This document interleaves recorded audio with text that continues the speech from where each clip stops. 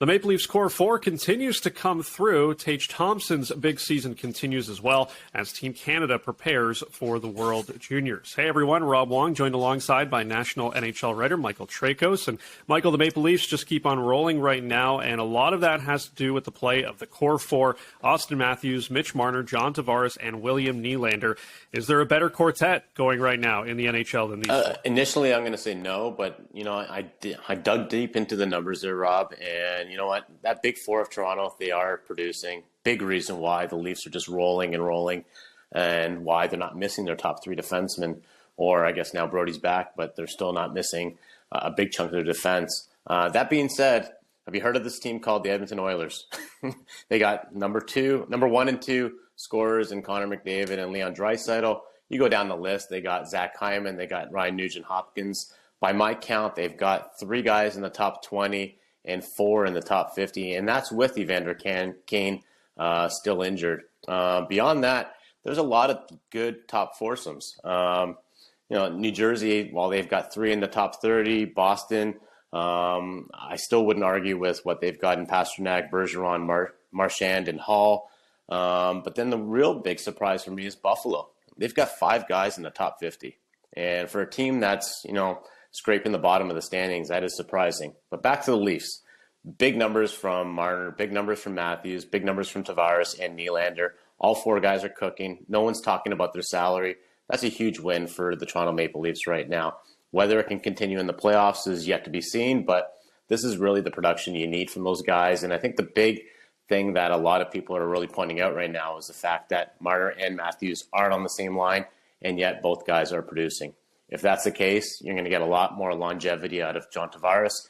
And what we're seeing with William Nylander, he's now reaching that upper echelon of elite players. So, great news for the Toronto Maple Leafs, but looking around the league, there's a lot of good top foursomes. So you mentioned the Buffalo Sabres, and they are led by Tage Thompson, who currently has the 6th shortest odds to win the Rocket Richard Trophy. He scored 38 goals last season, but he's taken an even bigger step this year, Michael. What's been the key for him? The big key is Don Granato. Ever since he came in last year as their head coach, he shifted Tage Thompson over from the wing to center. Big change right there. This guy is huge. Looks like Mario Lemieux out there.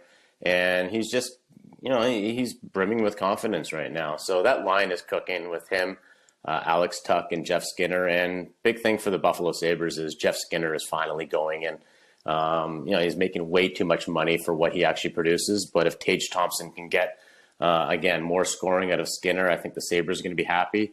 It's just a matter of this thing is just still not translating into wins. So you've got Tage Thompson, you've got Rasmus Dahlin, you've got a really good young core coming up with Dylan Cousins and many other guys. It's just a matter of when is it going to go the way like the New Jersey Devils are going right now.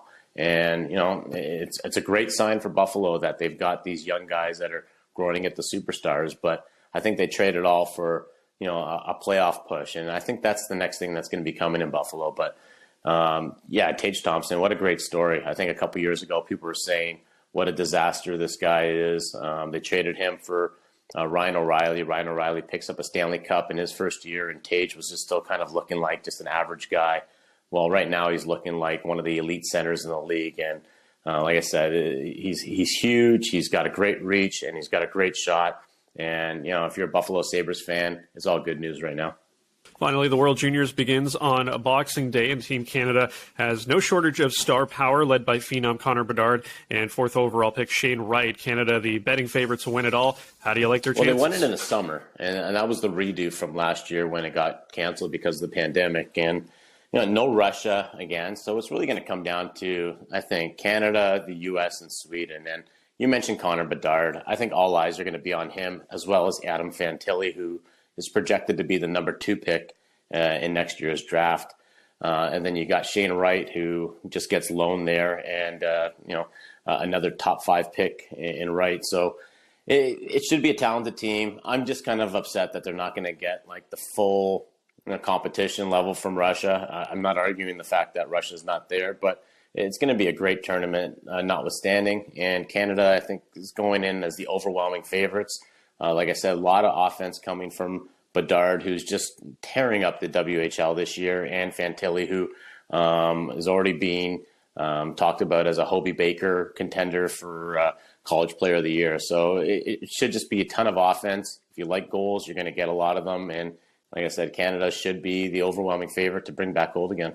That should be a lot of fun on home ice in Moncton and Halifax. For all of Michael's hockey coverage, you can find his work at Postmedia or on Twitter at Michael_Traikos.